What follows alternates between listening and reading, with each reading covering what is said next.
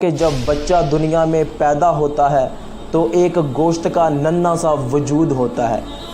اس میں بولنے کی صلاحیت نہیں ہے، چلنے پھرنے کی صلاحیت نہیں ہے، یہاں تک کہ وہ کھانے کا سلیقہ بھی نہیں جانتا۔ تو اس وقت ماں بچے کے لیے نعمت ثابت ہوتی ہے، اس کی حفاظت کرتی ہے، اس کی نگہبانی کرتی ہے، بچے کو دودھ پلاتی ہے، سارے دن کا سکھ چین اور رات کی نیند بچے کے لیے قربان کر دیتی ہے۔ اور باپ وہ ہستی ہے کہ جو بچے کو زمانے کے سرد و گرم حالات سے بچاتا ہے۔ پھر ماں اور باپ دونوں کی محبت میں بچہ پروان چڑھتا ہے۔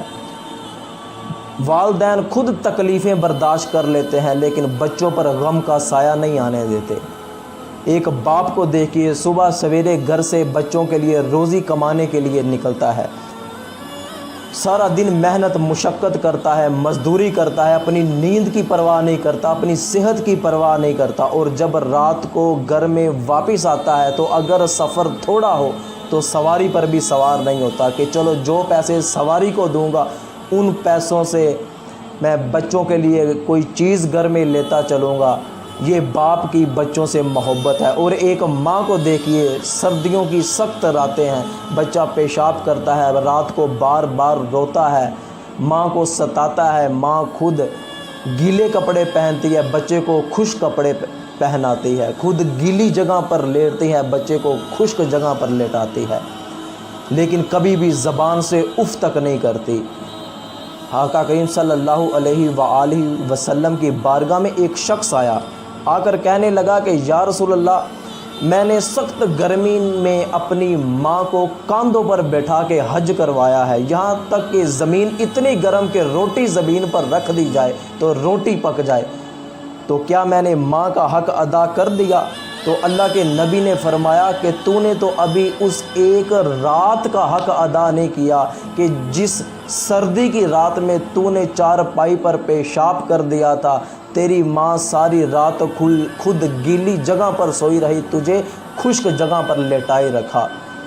وہ کسی پنجابی شاعر نے لکھا ہے کہ آپ گلے تے پاوے اولاد سکے، کر سکدا انج اثار کوئی نہیں، جندی کنڈ تے ماں دا ہاتھ ہووے انہوں دوویں جہاناں چے ہار کوئی نہیں۔ آج آپ دنیا پھر لے، کوئی بھی چیز شاید آپ کو خالص نہ ملے لیکن ماں کی محبت آج بھی آپ کو خالص ہی ملے گی۔ علامہ اقبال رحمۃ اللہ علیہ، جب آپ کی والدہ فوت ہوئی تو آپ دیار غیر میں تھے، تو کسی نے پیغام دیا کہ اقبال، جو راتوں کو اٹھ اٹھ کے تیرے لیے دعا کیا کرتی تھی آج وہ ماں نہیں رہی،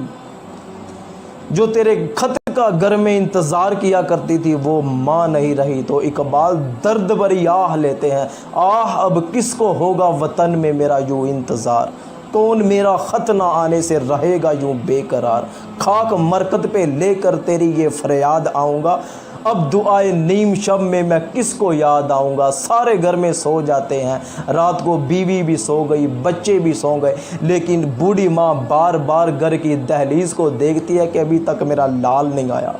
کوئی انتظار نہیں کرتا۔ بوڑھی ماں ساری رات بچے کا انتظار کرتی رہتی ہے کہ میرا بچہ ابھی تک گھر نہیں آیا، آہ اب کس کو ہوگا وطن میں میرا یوں انتظار، کون میرا خط نہ آنے سے رہے گا یوں بے قرار، خاک مرکت پہ لے کر تیری یہ فریاد آؤں گا، اب دعائے نیم شب میں میں کس کو یاد آؤں گا، عمر بھر تیری محبت میری خدمت گر رہی، میں تیری خدمت کے ہوا قابل تو دنیا سے چل بسی، سردی مرکت سے بھی اب افسردہ ہو نہیں سکتا، خاک میں مل کر بھی اپنا سوز کھو نہیں سکتا، یاد سے تیری دل درد آشنا معمور ہے، جیسے کعبے کی فضا دعاؤں سے معمور ہے۔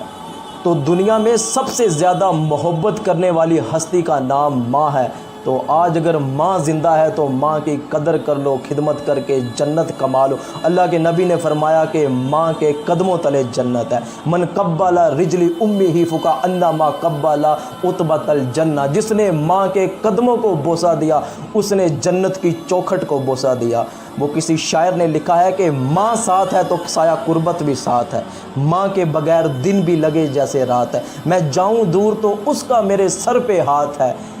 میرے لیے تو میری ماں ہی میری کائنات ہے۔ رب جہاں نے ماں کو یہ عظمت کمال دی، اس کی دعا پہ آئی مصیبت ٹال دی۔